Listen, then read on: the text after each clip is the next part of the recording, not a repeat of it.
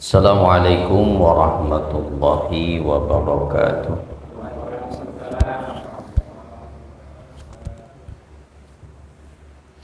Bismillah, alhamdulillah, wassalatu wassalamu ala rasulillah wa ala alihi wa sahbihi wa man wala. Subhanaka la ilma lana illa ma'allamtana innaka antal alimul hakim. Wala hawla wala quwwata illa billahil aliyyil azim. Allahumma aftah lana hikmatak wanshur alaina rahmatak min khazaini rahmatik ya arhamar rahimin. Alhamdulillah, puji syukur kita panjatkan kehadirat Allah Subhanahu wa Ta'ala. Pada malam hari ini kita masih diberikan nikmat kembali, dan tentunya rasa syukur kita juga kita panjatkan kehadirat Allah Subhanahu wa Ta'ala atas turunnya hujan yang sudah sekian lama dinanti. Alhamdulillah turun juga. Mudah-mudahan hujan yang turun menjadi rahmat, menjadi sebab keberkahan untuk kita semua. Air yang Allah turunkan tidak menjadi sebab musibah dan bencana, ya. Insyaallah kita lanjutkan kembali pembahasannya, masih surat Al-Baqarah, ayatnya ayat 99.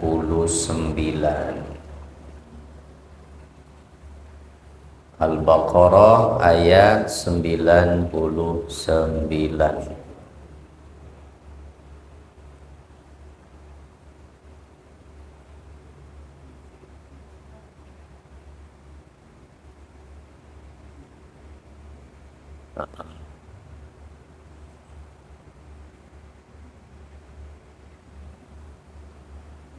Masih kebaca Pak yang di layar?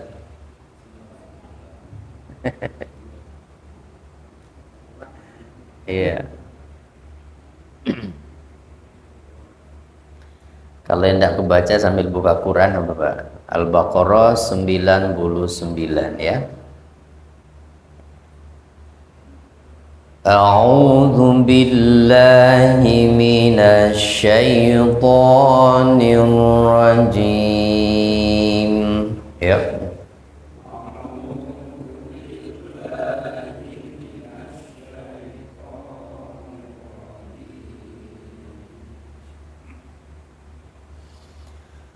Bismillahirrahmanirrahim.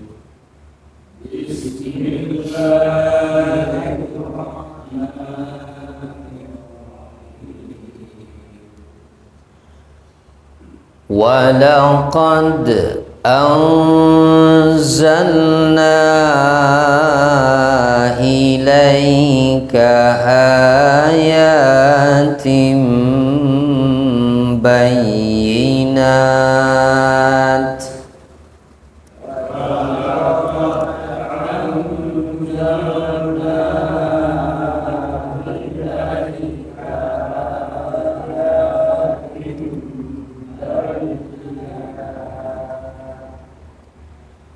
wa ma yakfuru biha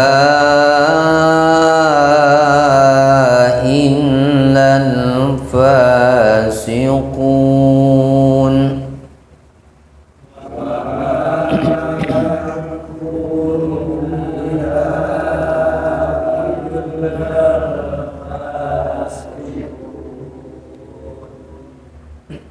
Awa kullama ahadu ahdan nabadahu fariqum minhum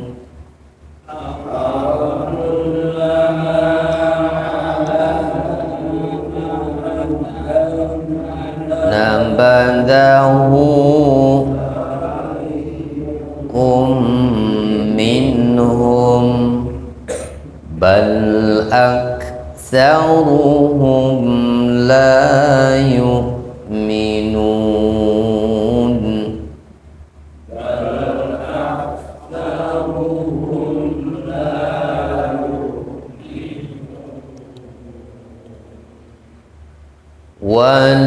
ولما جاءهم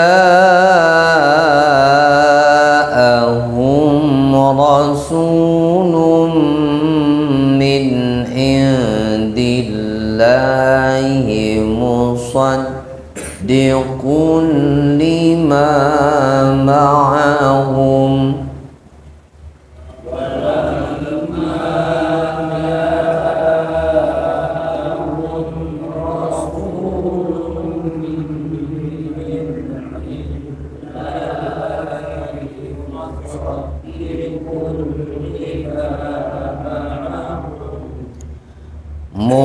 مصدق لما معهم نبذ فريق من الذين أوتوا الكتاب كتاب الله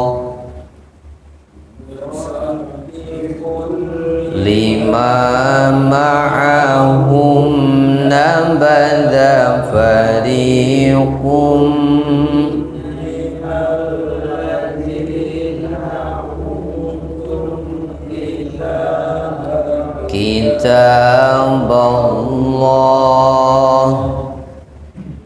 كتاب الله وراء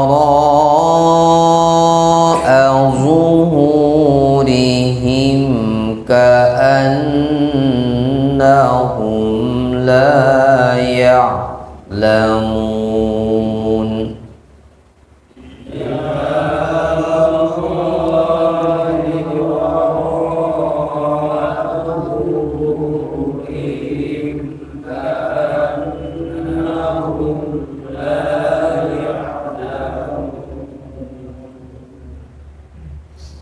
Baik, kita coba sampai situ dulu karena yang berikutnya panjang nih.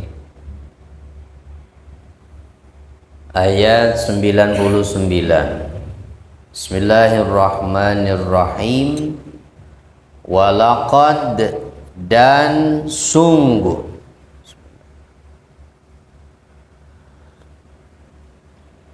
anzalna kami telah menurunkan ilaika kepadamu Muhammad ayatin ayat-ayat bayyinatin yang jelas wa ma yakfuru biha dan tidaklah ingkar tidaklah kufur terhadapnya terhadap ayat-ayat itu illal fasiqun kecuali orang-orang fasik.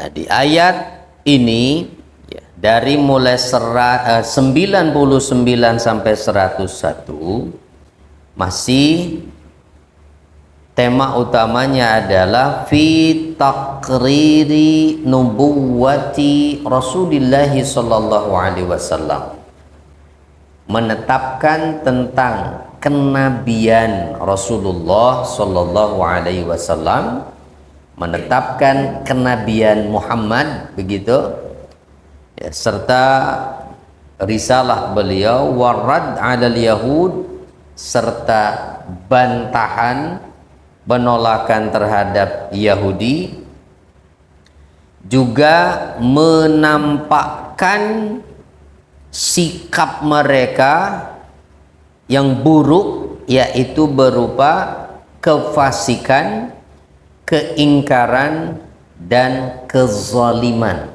Nah, itu sifat utama Yahudi, itu fasik, kufur, zalim. Imam At-Tabari di dalam tafsirnya beliau menjelaskan bahwa firman Allah Ta'ala, walaqad anzalna ilaika ayatin bayyinat, yang barusan tadi ini Al-Baqarah 99 sampai dengan Al-Fasiqun, nuzila raddan ala ibni Suraya al-Yahudi.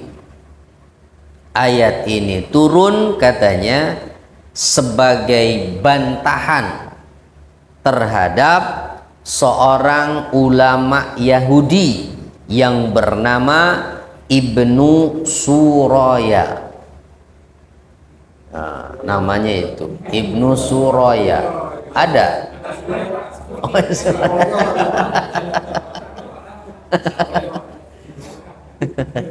Suraya Pak ya?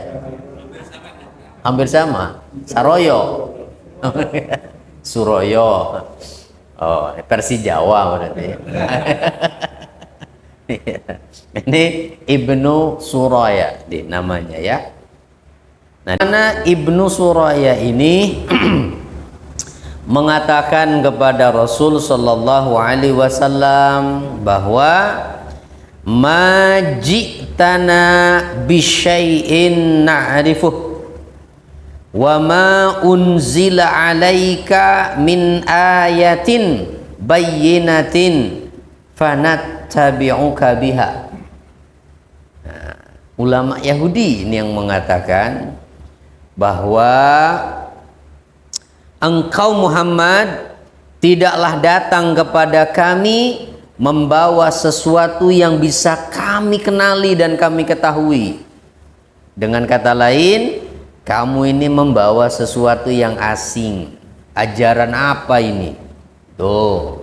Dan tidaklah diturunkan kepadamu satupun ayat yang jelas, yang karena sebab itu kami punya alasan untuk mengikutimu. Itu padahal ayat-ayat Quran ini begitu jelas ya begitu jelas semuanya. Maka turunlah ayat ini, walaqad anzalna ilaika ayatin bayyinat, sungguh kami telah menurunkan kepadamu Muhammad ayat-ayat yang jelas. Wa ma yakfuru biha illal fasiqun. Jadi kalau ada orang-orang yang mengingkari Al-Quran, dianggap ayatnya tidak jelas, dianggap ajarannya aneh, tidak diketahui dari sebelumnya, begitu. Padahal mereka ini kan lebih senior. Mereka sudah mendapatkan keterangan dari Taurat sebelum adanya Al-Quran. Mereka tahu isi Taurat seperti apa, ajarannya seperti apa. Nah, jadi pernyataan Ibnu Suraya tadi, ya itu tidak punya dasar, tidak punya landasan.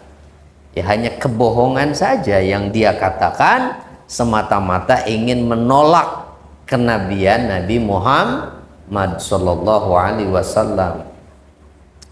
Nah begitu, maka tidaklah ada orang yang mengingkari, yang ingkar terhadap Al-Quran kecuali mereka itu adalah al-fasiqun, orang-orang fasik. Siapa orang fasik itu? Nah ya seperti Ibnu Suraya dan teman-temannya tadi, ta'ammadul khuruja an manhajil haq wahum ya'lamun.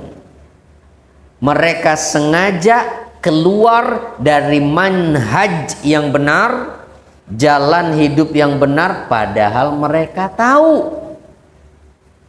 Bagaimana mereka tidak meyakini Muhammad itu seorang nabi, padahal di dalam Taurat itu jelas-jelas disebutkan sifat-sifat Nabi Muhammad yang begitu rinci secara fisik dikenalkan kepada mereka, sehingga kalau betul-betul mereka membaca Taurat, buat mereka sosok Muhammad itu bukanlah orang yang asing, sama persis dengan yang dijelaskan dalam Taurat. Begitu. Maka kalaupun mereka mengingkari, ya berarti fasik mereka. Itu apa fasik? Tidak mau taat pada kebenaran. Nah, itu orang fasik, Pak. Nah, jadi istilah fasik itu ya adalah berlaku bagi setiap perbuatan yang menunjukkan keengganan untuk taat kepada Allah Subhanahu wa ta'ala, ya. Itu namanya fasik.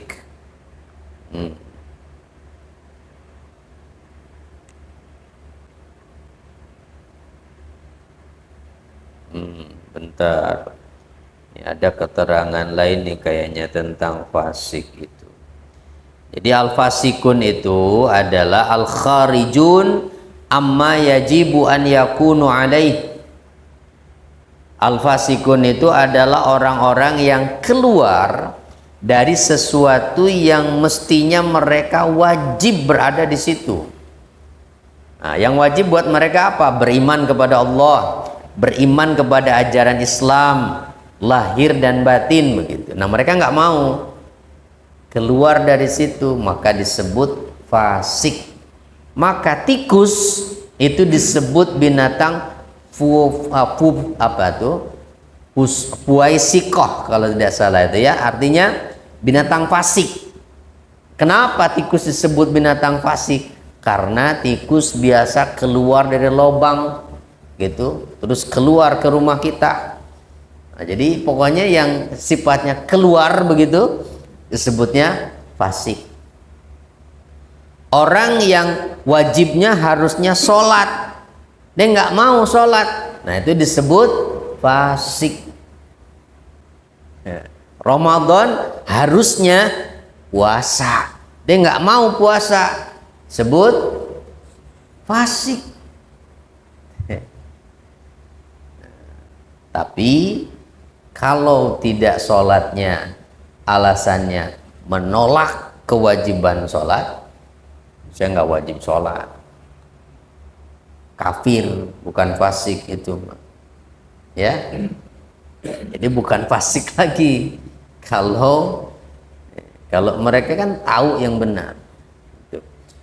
Tapi kalau yang di sini sih, yang Ibnu Suraya ini sih sebetulnya kafir gitu. Tidak mau taatnya itu karena tidak mau beriman. Tapi kalau ada orang beriman yang tidak mau menjalankan aturan yang wajib, maka mereka disebut fasik. Tapi kalau menolak aturannya, maka dihukumi kafir. Orang Islam tidak mau sholat, tapi tetap dia mengakui sholat itu wajib. Kalau tidak sholat, saya berdosa, maka hukumnya fasik. Tapi kalau menolak wajibnya sholat, nggak ada itu dasarnya. Dari mana wajib sholat? Kafir, gitu. Bulan Ramadan harusnya puasa, dia tidak mau puasa. Kalau masih mengakui puasa Ramadan itu wajib, memang kalau nggak puasa dosa. Kenapa nggak puasa? Males. Itu hukumnya apa? Fasik. Tapi kalau menolak kewajiban puasa, maka kafir. Kira-kira yang banyak tuh dari orang-orang yang ngaku muslim tapi tidak menjalankan ajaran agamanya, yang mana tuh? Yang menolak kewajiban, menolak syariatnya, atau yang males? Kira-kira yang mana, Pak? Kayaknya males ya. Tahu kok sholat wajib, tahu kok puasa wajib ya. Cuma ya tidak kuasa menahan dan melawan hawa nafsunya. Begitu. Wa ma yaquru biha illal fasiqun.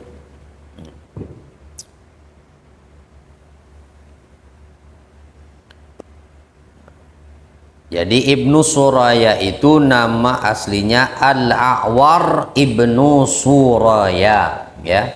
Al-A'war Ibnu Suraya itu namanya.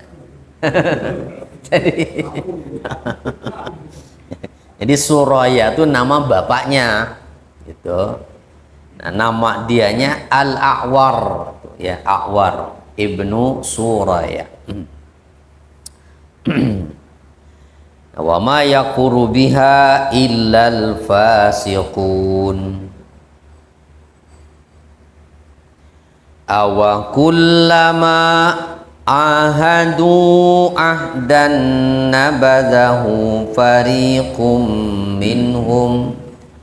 Awa kullama, maka apakah setiap kali ahadu mereka membuat suatu perjanjian,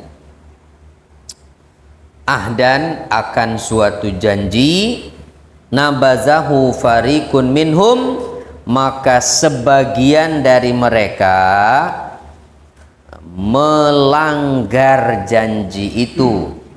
Ya, nabazahu farikun minhum, melanggar janji itu. Bal aksaruhum la yu'minun, bahkan kebanyakan mereka tidak mau beriman. Nah, jadi ini ayat yang ke-100 ini ya, yunkiru al-haqqa subhanahu wa ta'ala, atau yunkiru al-haqqu subhanahu wa ta'ala alal yahudi kufrahum, bahwa Allah al-haq subhanahu wa ta'ala mengingkari terhadap orang-orang Yahudi akan kekufuran mereka serta pengingkaran mereka terhadap perjanjian, ya. Wa nabzahum lil uhudi wal mawasiq. Kan kebanyakan mereka dikatakan tidak beriman, katanya tidak mau beriman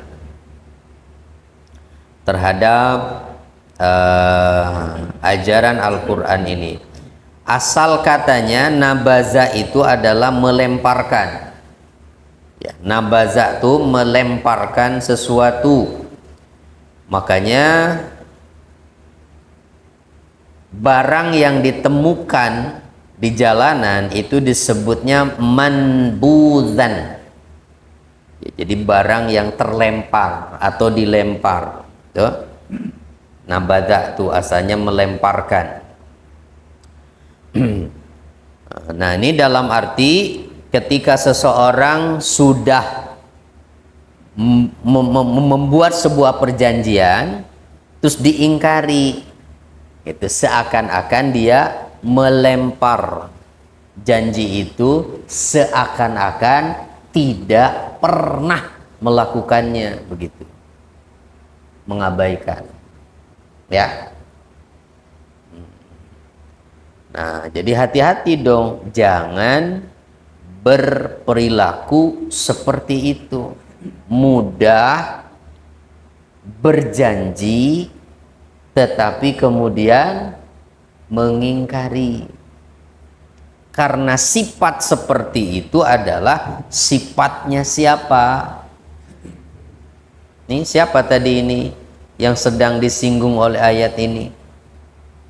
Orang-orang Yahudi, ya, orang Yahudi, Pak. Itu orang Yahudi yang suka melanggar janji itu. Nah, makanya nanti dalam keterangannya tuh, dalam petunjuk ayatnya, Yahudi itu selalu melanggar perjanjian.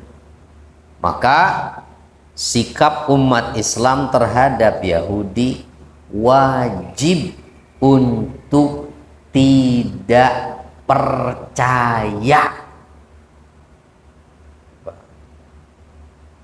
Bukan sunnah lagi, wajib untuk tidak percaya. Mau mereka ngomong apapun juga, itu soal perdamaian, perjanjian tidak mungkin akan ditepati. Lah aturan-aturan aja mereka langgar semua kok. Ya, nah, coba lihat sekarang tuh. Aturan mana yang mereka patuhi itu? Mau PBB, mau siapapun nggak ada yang didengar. Ya. Pembantaian luar biasa itu terhadap orang-orang Gaza di sana itu. Itulah Yahudi. Jangan pernah percaya dengan Yahudi. Jangankan manusia, Allah aja dibohongi kok. Ya kan begitu kasarnya itu. Dari apa? Keterangan-keterangan tentang Bani Israel yang sebelumnya itu kan di zaman Nabi Musa. Jadi perjanjian dengan Allah saja mereka langgar, apalagi hanya perjanjian dengan manusia. Dan apalagi orang-orang yang sekarang ini dikatakan Zionis, Sahyuniyah atau Sahyuniyun itu. Zionis itu mereka ajarannya itu sudah lagi tidak pakai Taurat, Talmud yang mereka pegang itu, yaitu dogma dari rabi-rabi mereka. Ya. Nah, salah satu dogmanya di dalam Talmud itu adalah bahwa siapapun manusia yang bukan Yahudi maka statusnya adalah binatang. Yo pantas mereka mau bantai kayak apa juga. Nggak peduli mau laki-laki, mau perempuan, mau anak kecil. Nah, buat mereka itu binatang. Ya, ajaran apa coba kayak begitu? Ya. Orang Yahudi berzina dengan orang bukan Yahudi tidak berdosa.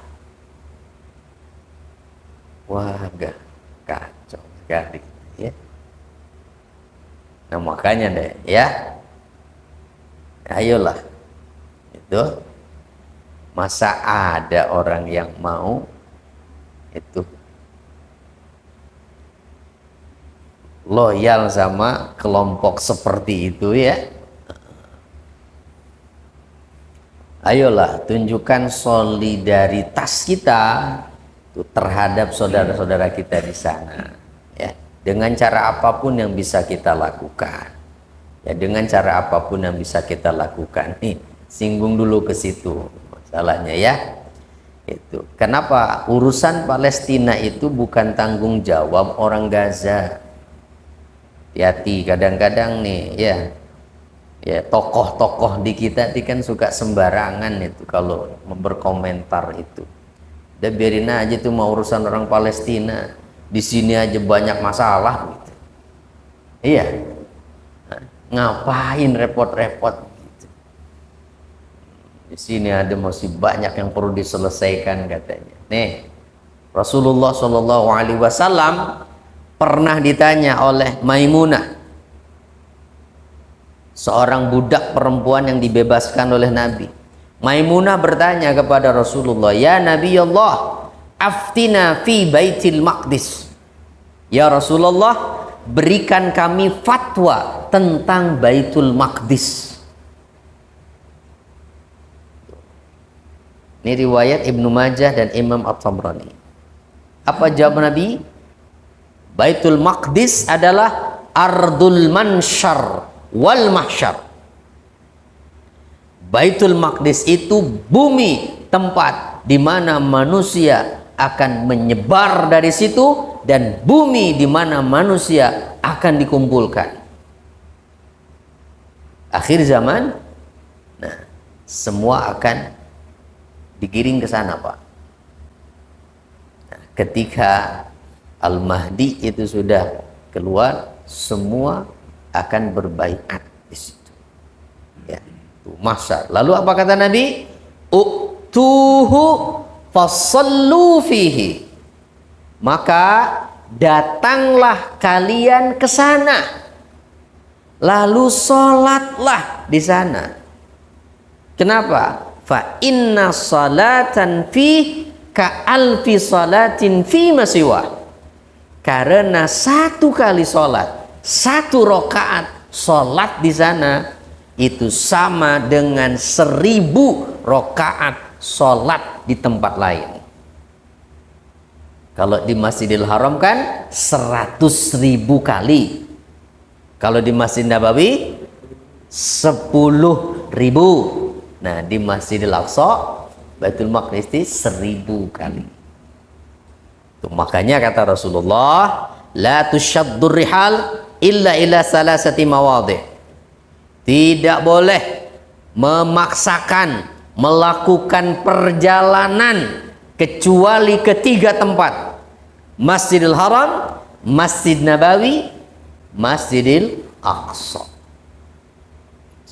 Ke tempat lain selain itu tidak usah maksa-maksa, apalagi sampai ngutang-ngutang.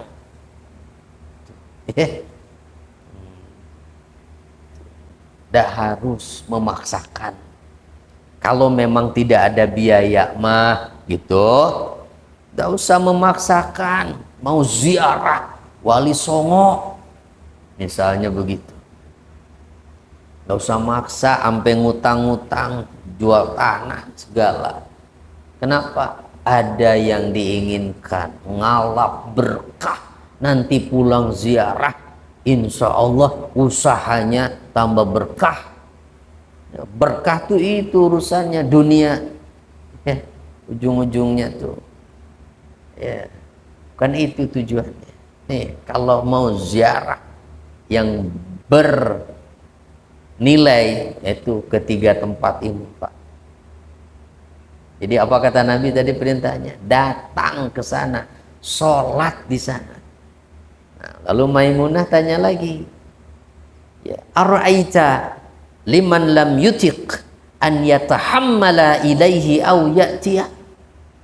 Ya Nabi, ya Rasulullah, lalu bagaimana orang yang tidak mampu datang ke sana? Ya, kita kan ongkosnya juga mahal kan, nggak bisa naik mobil jauh sana. Ya, dari Yaman masih bisa lewat darat, Pak, ya. Nggak lewat laut soalnya kan, walaupun jaraknya berapa ribu kilo itu Yaman itu. Udah ngirim pasukan ke sana itu lewat darat, nggak peduli Saudi melarang juga itu.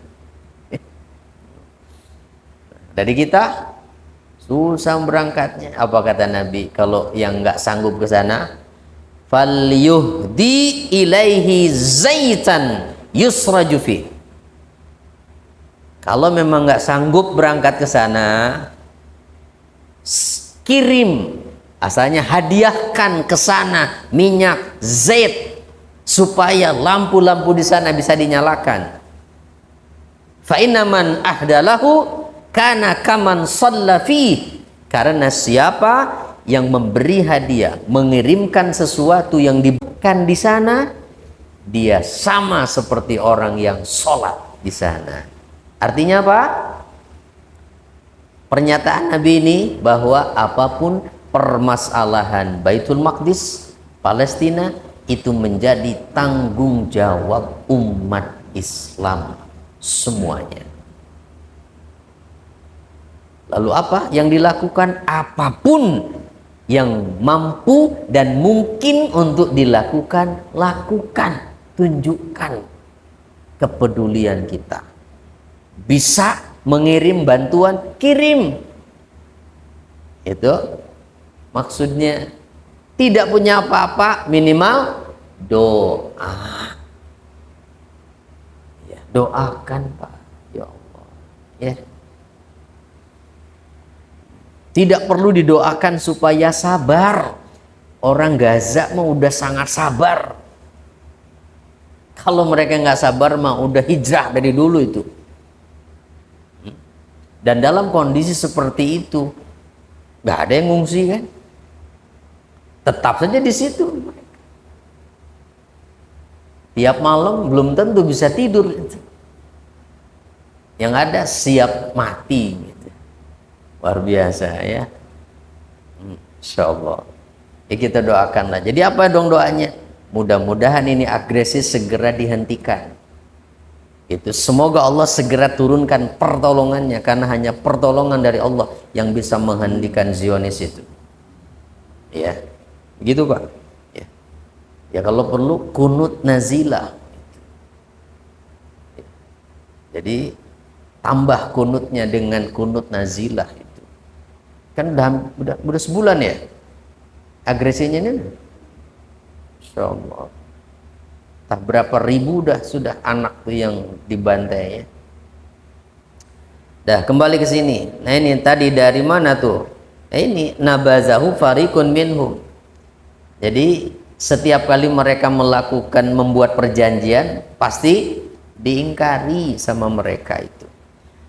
Walamma ja'ahum rasulun min indillah.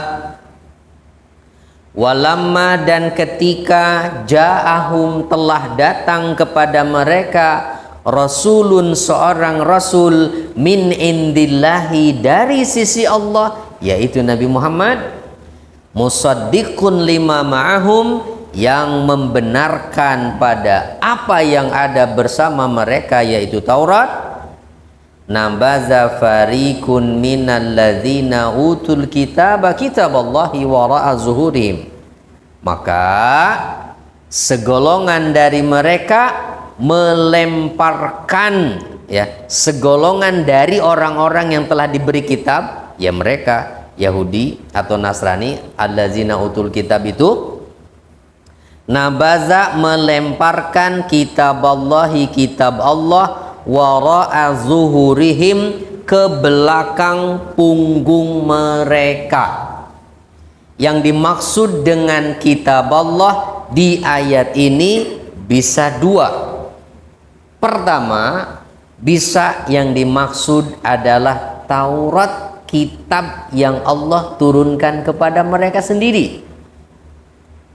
Jadi ketika ternyata Rasul yang dijanjikan dalam Taurat sudah datang dan ternyata itu bukan dari kelompok mereka, itu mereka melemparkan Taurat dalam arti tidak mau menerima fakta bahwa ternyata di dalam Taurat banyak keterangan-keterangan yang sesuai dengan ajaran Muhammad, termasuk tentang pribadinya, tentang sosoknya.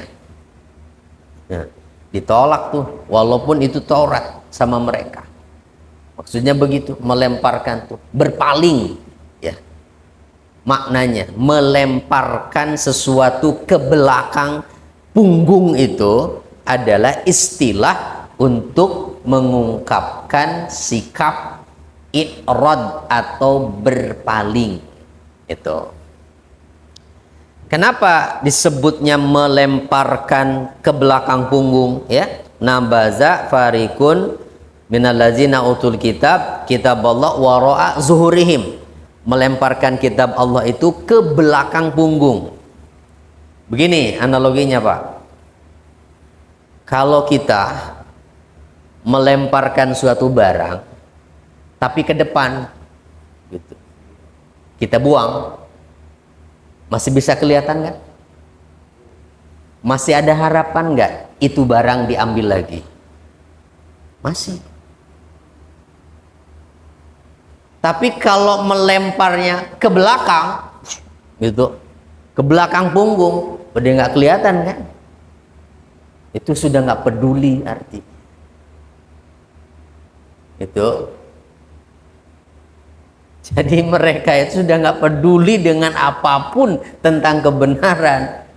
Udah akan berpaling. Kalau ternyata tidak sesuai dengan apa yang mereka inginkan. Itulah Yahudi, Zionis terutama ya.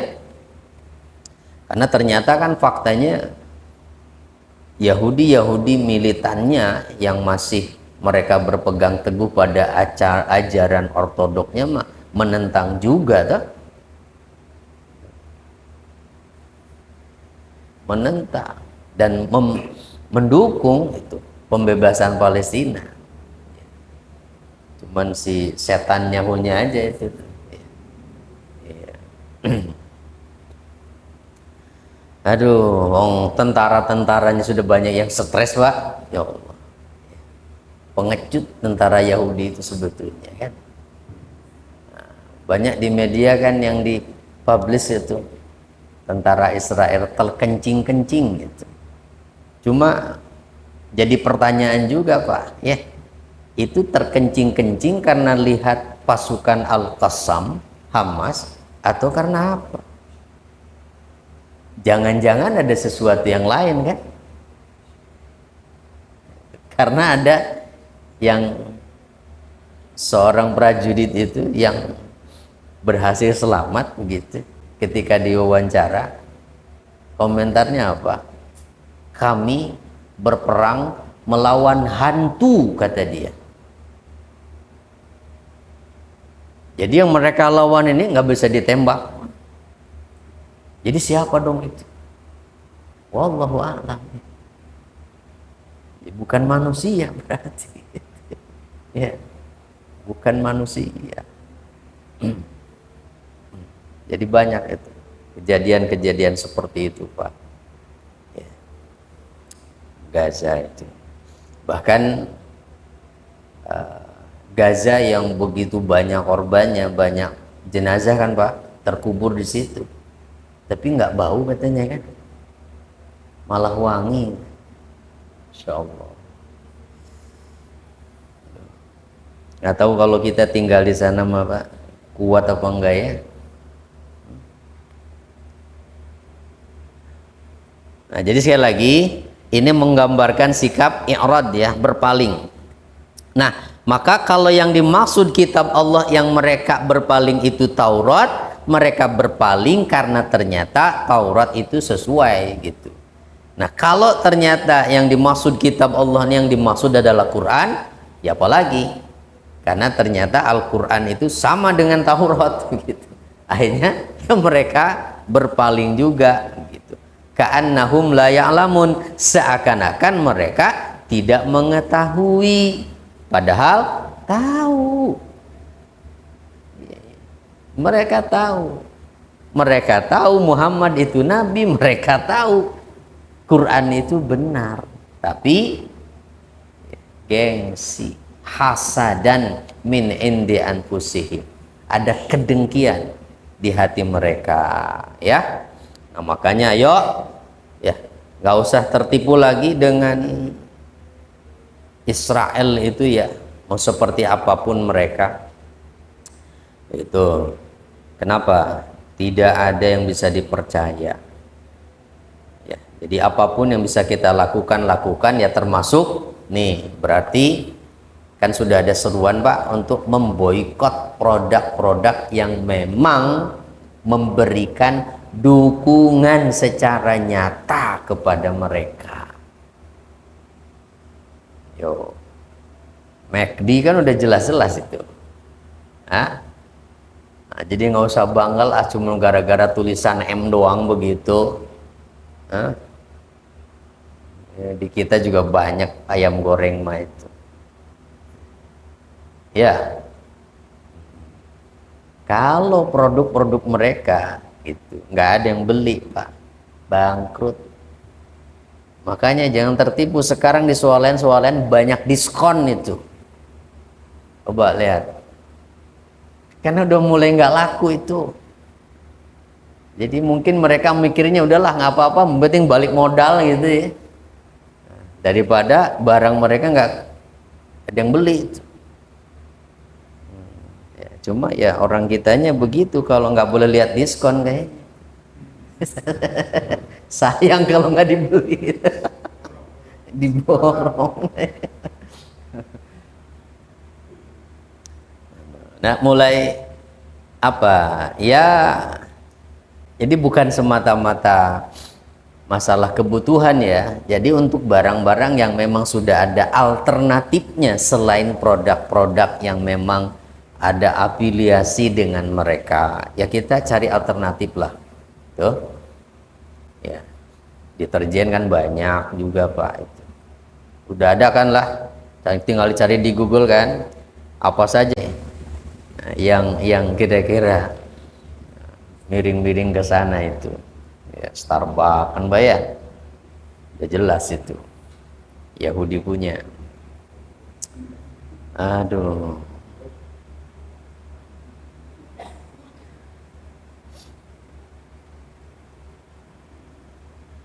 nah jadi apa kesimpulannya sampai dengan 101 ini? Pertama, kefasikan secara umum dapat melahirkan kekufuran. Al-fisqu al-am yuntijul kufra. Yuntijul kufra. Nah, seorang hamba yang melakukan kefasikan, yaitu tidak taat terhadap perintah Allah dan Rasulnya, pada akhirnya ia akan mengingkari perintah dan larangannya. Bisa begitu ya, karena udah terbiasa enggak sholat, itu bisa-bisa nanti akhirnya mengingkari sholat. Emang apa sih itu dalilnya wajib sholat, misalnya begitu, ujung-ujungnya awalnya cuma malas sholat aja, nggak mau sholat.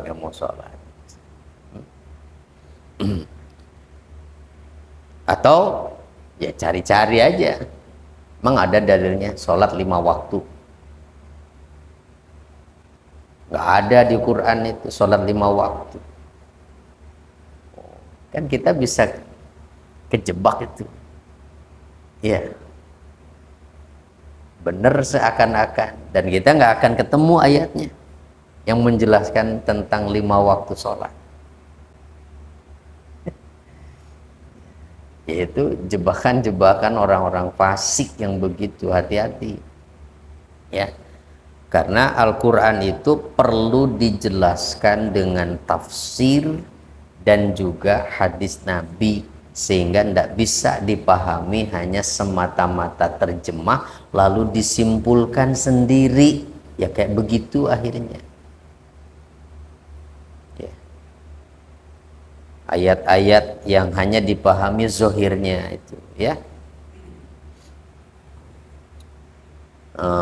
Terus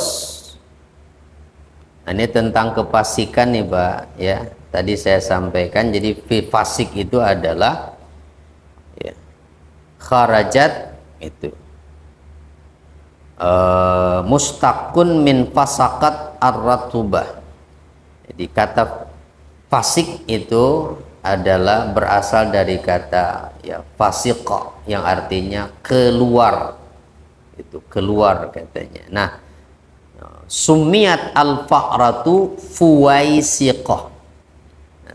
Tikus tadi saya sampaikan disebut binatang fuwaisiqah li khurujiha min juhriha ala ahli dar, karena biasanya tikus itu keluar dari lubang dan masuk ke rumah kita. Itu binatang fasik itu tikus tuh, dan boleh dibunuh ya. Ini binatang-binatang seperti itu yang memadaratkan boleh dibunuh, tapi bukan boleh dimakan Pak ya, cuma boleh dibunuh. Itu. Dan walaupun binatang ini boleh dibunuh, tentu cara membunuhnya jangan sadis Nah, tetap ada adabnya ya. Ya, saking keselnya sama tikus, lalu dikasih minyak tanah, dibakar hidup-hidup, nggak boleh. Ya, nggak boleh. Atau disiram air panas, atau dimasukkan ke drum yang diisi air itu berhari-hari mangap aja. Jangan begitu, Pak. Ya, kalau mau bunuh, bunuh sekalian yang kira-kira cepat matinya. Gimana? Hah? Ya pukulnya kepalanya gitu. Nah, jadi kalau dapatnya pakai perangkap tuh, pakai perangkap yang bukan yang ngejepit tuh ya, yang masih hidup tuh, nah udah. Ya mendingan itu kalau memang banyak, Pak, masukin karung aja, banting gitu, biar cepat mati.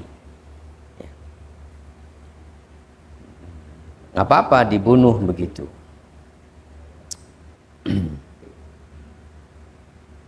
Jadi dengan cara dibakar nggak boleh, Pak. Menyiksa binatang dengan cara dibakar itu, kata Nabi dalam hadisnya, tidak boleh menyiksa dengan api kecuali zat yang menciptakan api.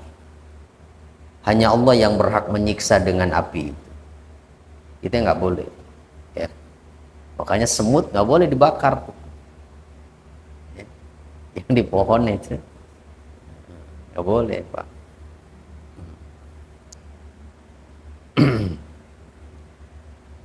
Kemudian, nah ini yang pertama. Kedua, orang-orang Yahudi tidak menepati satu perjanjian pun, maka kita wajib untuk tidak percaya dengan semua janjinya untuk selamanya.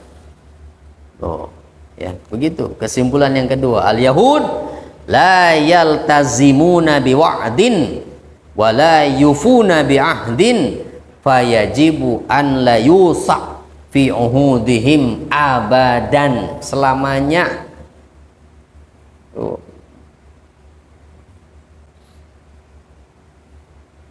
Ya wallahu alam mau sampai kapan ini agresinya ya. Kalau tambah melebar lagi, sekarang Yaman udah menyatakan perang tuh. Wallahu alam, Pak, nih. Memang sudah akhir zaman mungkin ya. Karena kata Nabi tidak akan terjadi kiamat sampai orang-orang Islam memerangi Yahudi. Nah, berarti ketika menyebut orang umat Islam memerangi Yahudi, itu menggambarkan umat Islamnya seluruh dunia sudah bersatu dalam satu komando, satu kepemimpinan. Nah, berarti belum dong? Ya belum, tapi akan terjadi. Ya. Dan sekarang banyak yang ngaku Mahdi ya. Orang Syiah udah ada yang ditunjuk sosoknya yang diyakini sebagai Al-Mahdi. Itu di Pakistan juga ada. Bahkan di Indonesia juga ada tuh katanya yang menyebut Al-Mahdi ya. Siapa sebetulnya wallahu alam lah ya. Nah, yang penting berarti gimana, apa yang harus kita lakukan? Udah tekun ibadah, jangan males, banyak tobat gitu aja lah ya. Banyak tobat, jangan banyak maksiat, tekun ibadah. Jadi muslim yang taat pada ajarannya. Dah. Gitu. Apapun yang terjadi nanti ya, kalaupun kita keumuran sampai waktunya itu ya insya Allah itu kita siap mengikuti apapun lah. Lalu yang ketiga, Taurat adalah salah satu, maksudnya ini salah satu kitab Allah yang diturunkan kepada hamba dan rasulnya Musa bin Imran alaihi salam.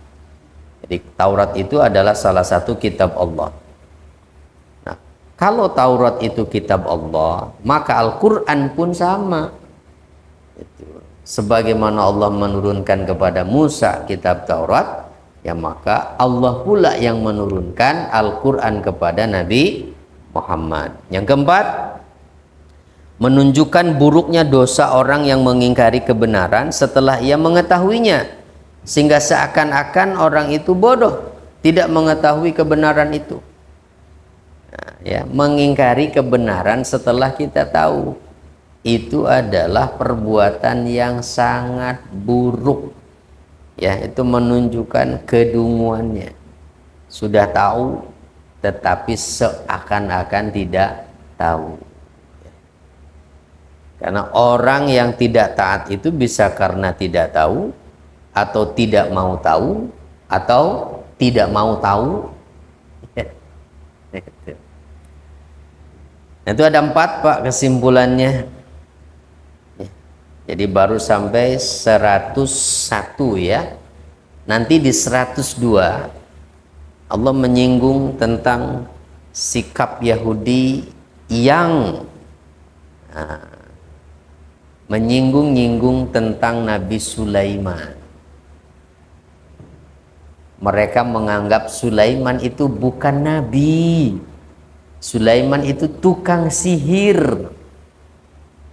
Nah, gimana ceritanya? Nanti ayat 102. Ya.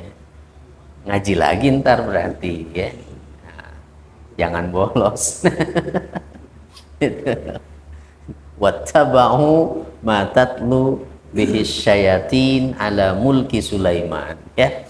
Nah, karena Nabi Sulaiman itu kan bisa menundukkan jin tuh Pak. Ayo kelompok jin itu mereka membuat karya tulis, tapi karya tulisnya itu isinya ruqyah, mantra, sihir gitu. Dikumpulkan sama mereka. Nah, termasuk yang mereka dapat dari langit. Kan dulu mas sebelum Nabi Muhammad lahir, bangsa jin ini bisa nembus langit. Tempat-tempat nongkrongnya tuh langit Pak. Apa yang mereka lakukan? Mencuri dengar pembicaraan malaikat tentang apa yang akan terjadi di bumi. Nah, itu dimasukkan oleh mereka. Sebagiannya disampaikan pada dukun-dukun tukang ramal. Nah, termasuk itu dikumpulkan dalam satu buku. Nah, diambil oleh Nabi Sulaiman itu. Jadi mereka nggak bisa menyebarkan ajaran itu karena dirampas oleh Nabi Sulaiman. Terus gimana? Ya nanti kan belum ayatnya. Nanti ya, biar nyambung dengan ayatnya nanti ya. Jadi sampai 101 dulu lah insya Allah. Cukup jelas ya. Kira-kira ada yang mau ditanyakan? Kalau tidak ada, kita tutup dulu. Subhanakallahumma wa bihamdika asyhadu an la ilaha illa anta astaghfiruka wa atubu ilaik. Assalamualaikum warahmatullahi wabarakatuh.